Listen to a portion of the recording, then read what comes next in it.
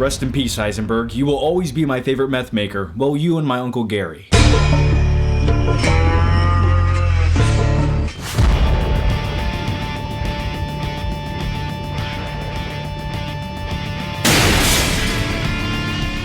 Jesse, you must be very precise. Hey there guys, how are you? So today we're talking about the final episode of Breaking Bad. It's a sad day in TV watching history. Anyway, tonight I sat here right there and watched that final episode, and for once in my life I was grateful for TV commercial breaks. I'll tell you why.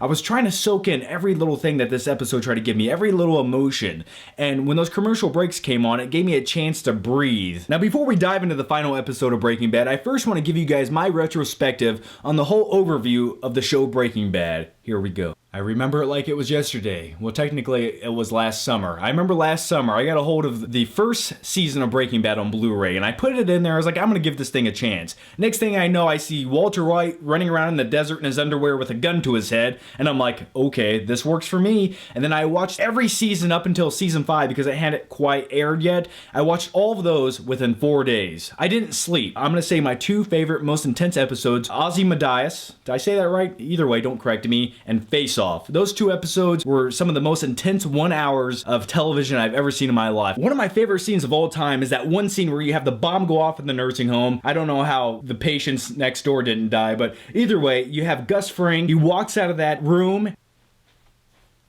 and then in the next shot, you see that his face was actually literally blown the hell off. I don't know why I'm wearing how does that represent my face being blown off? A plaid shirt.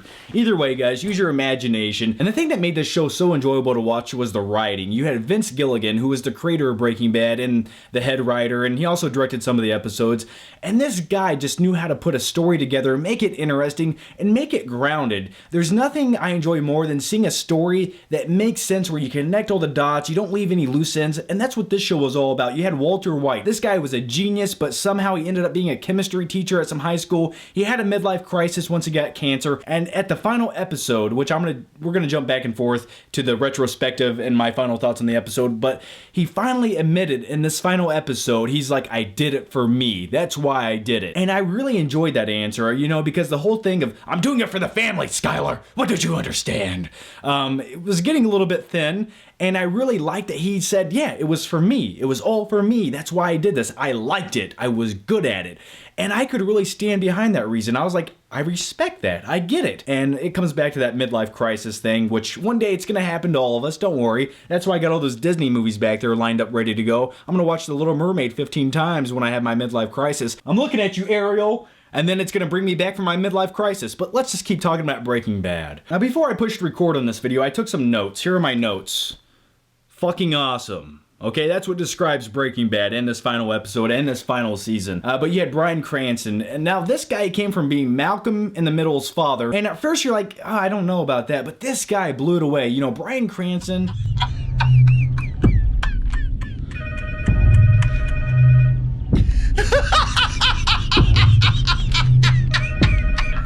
Hi, you've reached the White family. Please leave a message. And then you had Anna Gunn, who played Skylar. Now, I think we can all agree, at least in the first 4 seasons or so, we all agree that Skylar was kind of a bitch, okay? Is not an unpopular opinion, but towards season 5, I really got behind Skylar's character. I could understand her, and she was kind of playing it a little bit more cool by this point. In this final episode, I really enjoyed the scene that we had with Skylar and Walt. Skylar's on the phone with Marie, and she's sitting there talking. Marie's like, he might show up at your house, okay? The camera slowly pans down after she gets off the phone, and you see that Walt was in the kitchen the entire time. And you just know this scene's very intense, very emotional, because this is the last scene between Walter White and his wife, Skylar.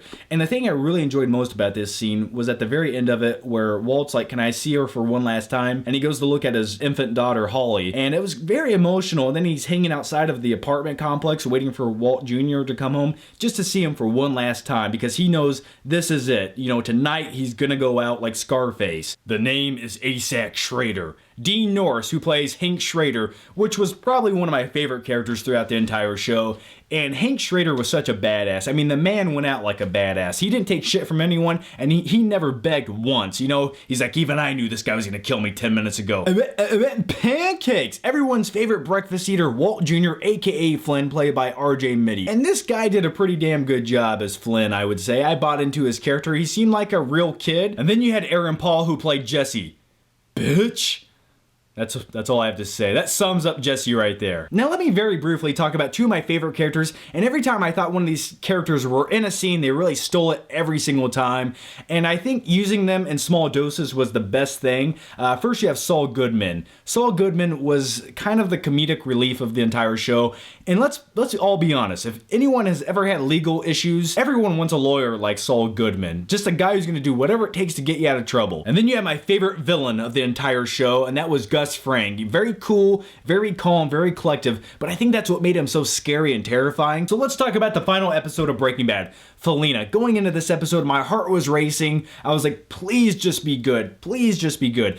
And I guess I would have to say some of my predictions did come true, and I think a lot of people would agree that the show kind of did what you expected it to do overall, with some little twists and turns in there that I don't think anyone would have guessed, but it did it in such a way, just like many of the episodes that precede this, it did it in such a way where it felt fresh. They did exactly kind of what you wanted them to do, but it still surprised you at the same time. And that's one element I've always really enjoyed about the show Breaking Bad. It doesn't do these stupid twists and turns where you're just like, now I'm angry and I don't want to watch it anymore. They always do what the viewer wants, but they still have the capability of surprising you. Now, I think we can all agree the most badass part about this episode is when you have Walt out in the desert and he's putting together something. You're not quite sure what's going on, but all you do is you see a huge badass machine gun sitting there, a garage door opener, and a car alarm. You're like, okay, I like where that's going. And at the very end of the episode, you have Walt pulling up to Todd's neo-Nazi uncle's place of business where Jesse's chained up like a dog making meth, and he pulls in there and you know something is about to go down. My theory was that the gun was somewhere in the car, and he goes in there. It's a very intense situation. Walt almost gets his brains blown out by Todd's Nazi uncle at one point. Now, throughout this scene, I wasn't quite sure what Walt's intentions were. I mean, I knew that he wanted to shoot everyone with a machine gun some way, but I wasn't quite sure if he still wanted to kill Jesse at this point. And at one point in the scene, they bring Jesse in, and he's all chained up, looking like, you know, his ass has been beaten. His spirit is dead. I think Walt looked at him at that point, and he's like, I think this guy's been through enough. You know, I think he made up his mind right then and there not to kill Jesse. And then all of a sudden he gets his hands on the car alarm, and then the machine gun starts going off. And then Jesse gets in the car and crashes through the gates, and he's off into the sunset. Jesse's gone. Jesse lives. And the very finale of the episode, the very last scene, is Walt's walking through the whole meth warehouse. He puts his hand right there, and he just falls over, and he's looking up at the sky. So my final flick thoughts on the final episode of Breaking Bad, well, the one word I want to say is closure. This final episode gave viewers closure, and I think that's the most important thing a finale can do, is it gives everyone what you need. You can go off and you can, you know, just imagine the story continuing. So a phenomenal last episode to a phenomenal TV show.